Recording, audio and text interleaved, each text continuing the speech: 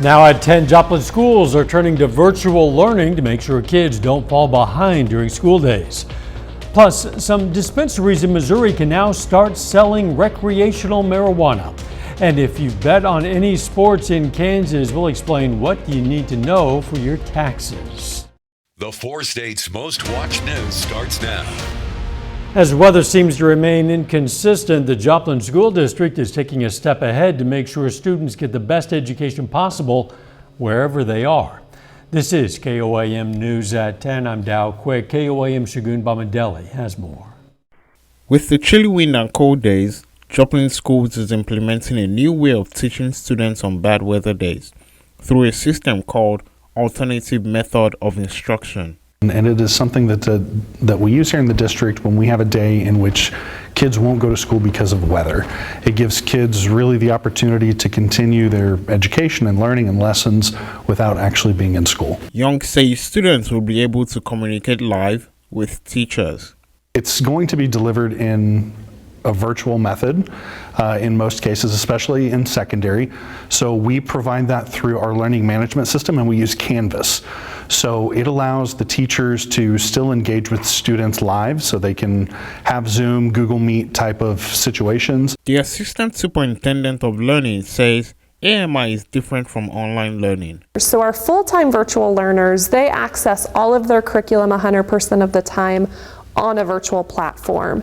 That's very different than AMI, where AMI is for our in-seat students who would be typically in traditional classrooms where we have inclement weather. Then they would transition to AMI activities if we have an AMI day. Our virtual learners, they just continue on. Mwangi says getting kids engaged is a priority. Missouri is unique with weather, so we never know how many days we may be out. So for example, if we were in a situation where we were out all of this week, being able to utilize that to continue to keep kids engaged is important for us to make sure that we pick up where we leave off when they come back. Reporting in Joplin, Shagun Bamadelli, KOAM News. Attendance is taken by seeing what assignments have been submitted by students. It's day one for the legal sale of recreational marijuana in Missouri. Blue Sage Dispensary in Carthage is among the retailers participating in this first day of sales. Recreational sales are taxed at 6%, while medicinal sales are still taxed at 4%.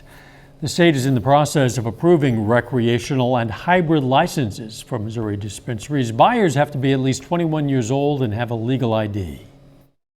That's it. You can be an out-of-state resident too. You don't even have to have a Missouri ID. We can also serve out-of-state medical patients now if you have a medical card in another state. Blue Sage will have an official grand opening celebrating the sale of recreational marijuana on February 6th. Meteorologist Sam Lane joins us now with a first look at the weather. Thank you much, Dow. It was a beautiful day across the area. Lots of sunshine, clear skies, and it's still clear right now on radar. Over the last 36 hours, we were in the 40s yesterday, but we dropped all the way down into the teens this morning. But this afternoon, because the dry air has been in place, we were able to rebound pretty nicely up into the mid-40s. And as we head through the overnight hours, we're going to see temperatures dropping through the 30s into the 20s by tomorrow morning.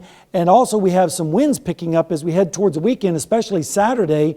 A warmer weekend overall. Some showers start to move into our picture Monday night and into Tuesday morning. And of course, I'll have all the details on that coming up in your forecast in just a bit. All right, we'll catch you then.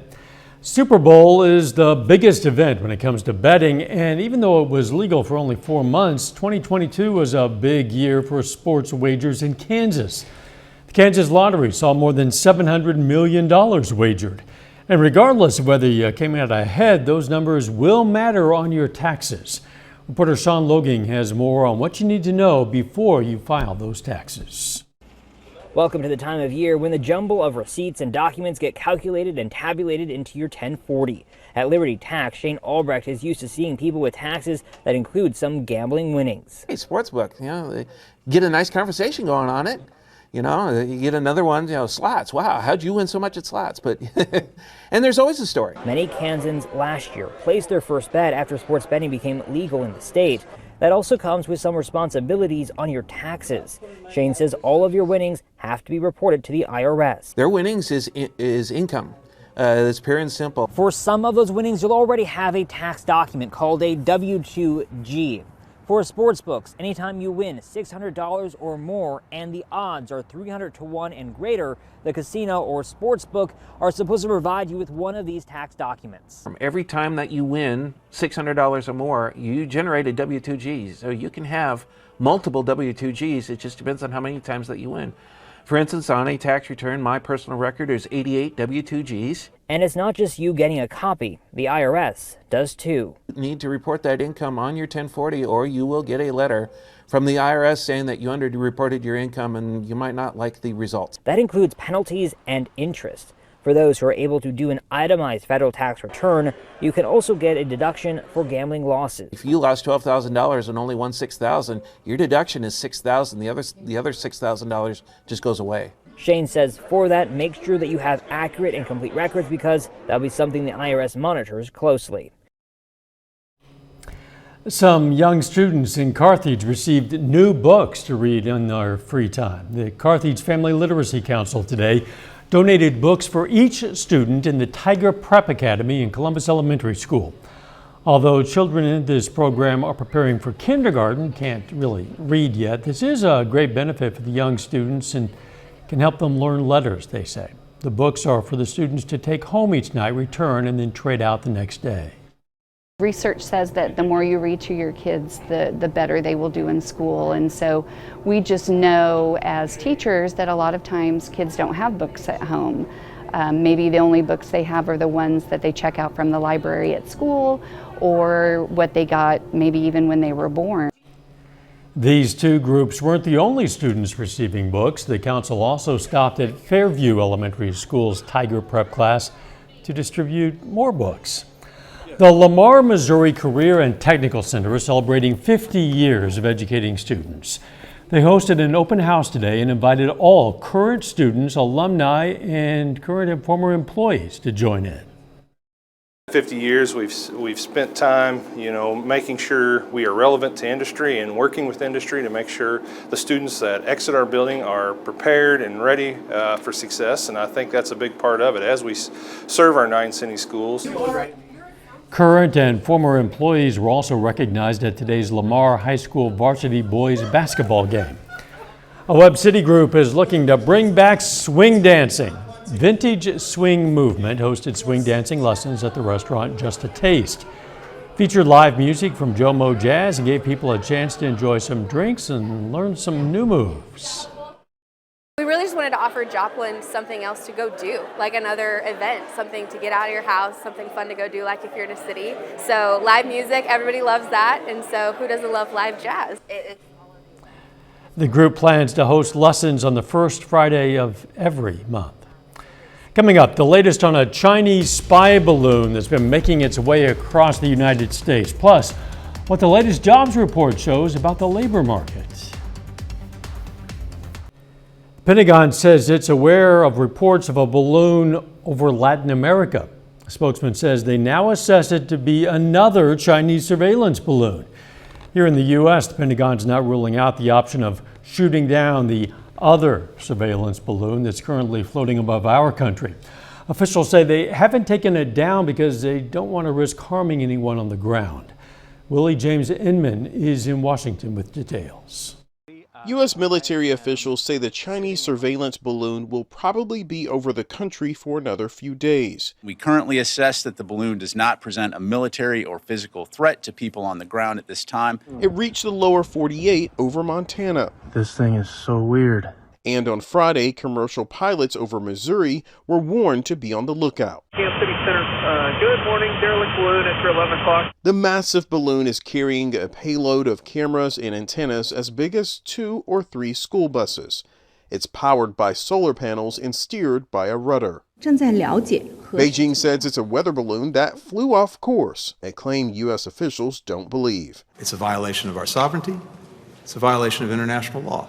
Secretary of State Antony Blinken postponed his high-stakes meeting with China's president that was set for this weekend. I can only imagine what the reaction would be in China if they were on the other end. The Pentagon says the balloon is not likely to pick up any intelligence Chinese satellites haven't already collected. Are we certain about that? Republican Congressman Mike Gallagher, chairman of the House Select Committee on China, says the U.S. needs to capture it. If we haven't actually looked at the instrumentation, do we know exactly what we're dealing with? One defense official tells CBS News the safest opportunity to take it down will be when it reaches the Atlantic Ocean. Willie James Inman, CBS News, Washington.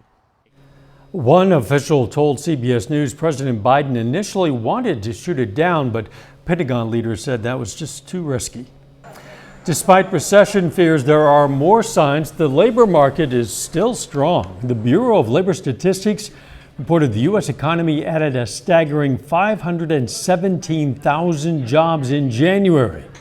The surge is a big surprise. Economists were expecting only about 185,000 additional jobs. It's according to census estimates on Refinitiv. The government also said the unemployment rate fell from 3.5% to 3.4%. Winter's not over, but flu season appears to be winding down, at least for now. The CDC reports influenza rates this week are about as low as they were in early October. The numbers have been trending down for about 2 months. The flu peaked early in the season. That was in late November. But overall, it's been a fairly typical year with 25 million illnesses, 280,000 hospitalizations, and 17,000 deaths. A little bit later, KCU Joplin gives some local elementary students a lesson on oral hygiene.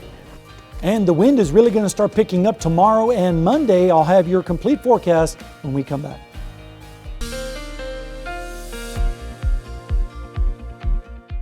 Well, folks, we had lots of clear skies today.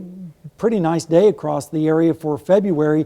Right now, it's still pretty nice out there at Indigo Sky Casino and Resort in Seneca, Missouri.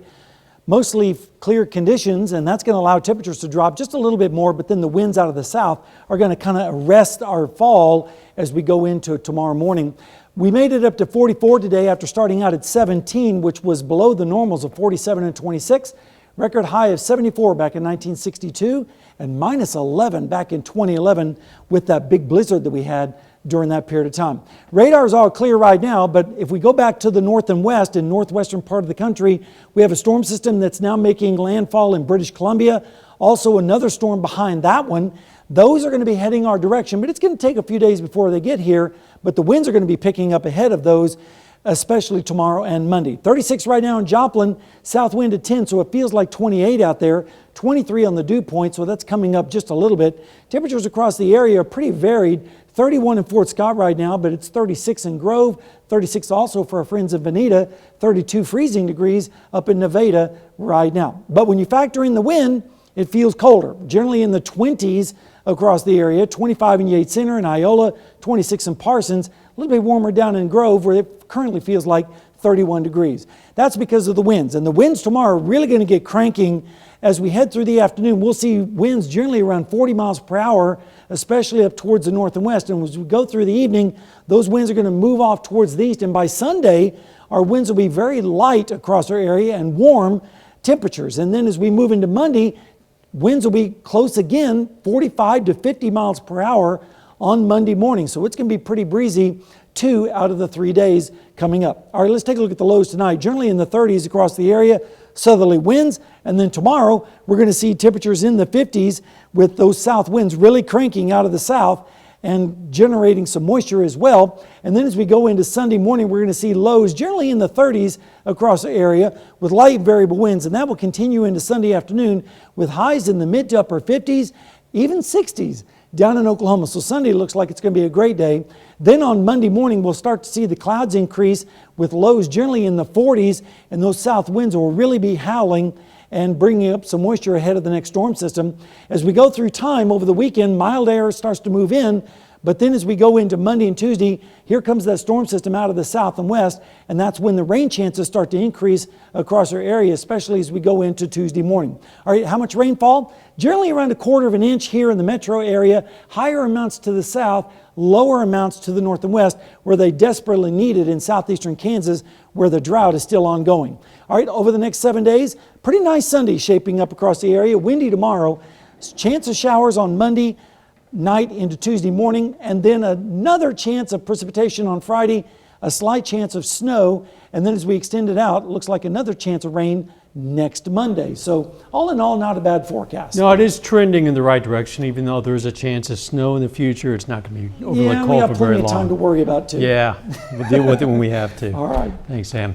February is Children's Dental Health Month, and to celebrate, officials from KCU Joplin College of Dental Medicine gave a presentation to local 4th and 5th graders. The assembly, called Show Me What Makes You Smile, was presented to students at Joplin's Irving Elementary. It was all about making sure the kids maintain good oral hygiene habits. About what are other healthy behaviors, like what snacks are really healthy, what fruits and vegetables are really healthy for you to eat. So we'll go through diet and other recommendations so that they can maintain a really great oral health for the rest of their life. Just as a refresher, dentists recommend brushing your teeth twice a day, cleaning between your teeth daily, and seeing your dentist at least twice a year. Well, brush up on your knowledge there. Still ahead, a pair of brothers prepare to square off in the Super Bowl for the first time in NFL history. You know their names, and the Fort Scott girls host a top 10 battle against the Parsons Vikings. Jacob Leonard has those highlights and more up next.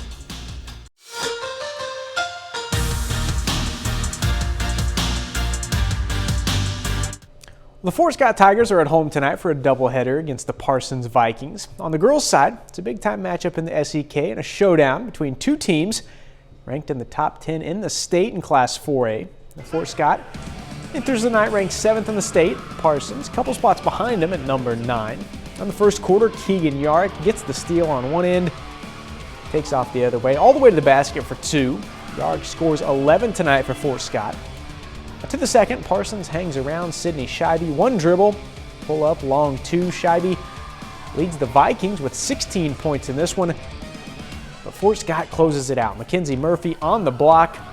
Murphy gets 11 points for the Tigers. Then second half, Ellie Smith behind the ref over there in the corner. I promise she's back there. Smith leads Fort Scott with 16 tonight. Tigers beat Parsons 56-40 to get to 13-2 this season.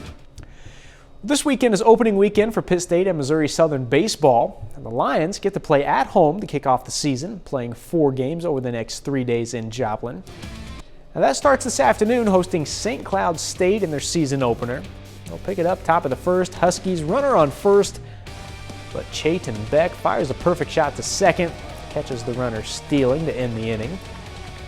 Cole Woods on the mound today for Southern. He was really good. Strikeout there, ends the third. Then top of the fourth, more from Woods. He goes 6 shutout innings today, allows just 3 hits and strikes out 9. At the plate, Matt Miller, big day for the Lions. He had 15 jacks last year, gets his first one of this season in the bottom of the fourth. Solo shot, it's 1-0 Southern. And then in the 6th inning, man on second for Miller. Puts one into the right field corner. RBI double for Miller, scores Garrett Rice from second. Matt Miller, 2 for 4 with a homer and a double. He drives in both runs for the Lions, and that was enough. Southern wins their season opener 2-1. As for the Pittsburgh State Gorillas, they're in Oklahoma, opening their schedule in the UCO First Pitch Classic. Against Southwestern Oklahoma tonight, the game was actually postponed due to a light failure. It was scoreless in the top of the second, and they'll resume the game at 10 a.m. tomorrow. The Kansas City Chiefs are now just 9 days away from playing in Super Bowl 57. The Chiefs face the Philadelphia Eagles on February 12th in Arizona. It's not just Kansas City against Philadelphia. Brothers against brother. Chiefs having Travis Kelce on one side, Eagles offensive lineman Jason Kelce on the other. That's the first time in NFL history that 2 brothers will be on opposite sidelines in the Super Bowl. Now here's the elder Kelce, Jason, on the brothers' relationship heading into the biggest game of their lives. When you get to a certain point being brothers, it becomes more of a peer relationship and more of, I think, I'm no longer, telling him what to do or showing him the ropes or trying to offer guidance as an older brother. Now it's more as, just a friend, and it's a different type of brother, right? And he does the same for me. I get advice from him now, which growing up, didn't happen too often. We get to genuinely just enjoy each other's personalities and who we are as individuals, and I think that makes it fun.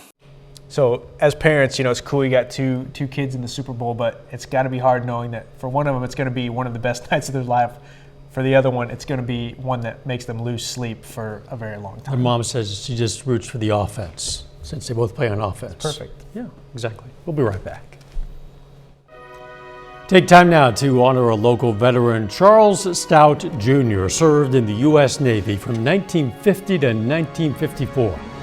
Pittsburgh native was stationed in Korea and in China, and we salute 3rd Class Gunner's Mate Charles Stout Jr., a 4-state hero. Look at this. Researchers at Yale have developed an amphibious robot inspired by tortoises with limbs that can change shape depending on the environment. The amphibious robotic turtle, or ART, A-R-T, takes inspiration from both water and land turtles and can morph its legs into flippers before it enters the water. The innovative design allows the robot to navigate complex underwater environments with ease and flexibility, making it ideal for a range of scientific and industrial applications. Yes, you can sit down as an engineer and design something, or you can borrow something that evolution has been designing for eons. Yep. It saves a little bit of time. Technology. We have a great weekend shaping up across the area. Windy tomorrow, better on Sunday with highs near 60, and then the rain comes in early next week. Maybe a little bit of snow next Friday. Final sports note. Big time opportunity tomorrow for the Missouri Southern women's basketball team. They are ranked 24th in the nation. They're on the road against 7th ranked Central Missouri. So we'll have the latest from that one right here tomorrow night. When you're good, you want to play someone else who's good and measure your level of success. Thanks for joining us. Let's make it a great weekend.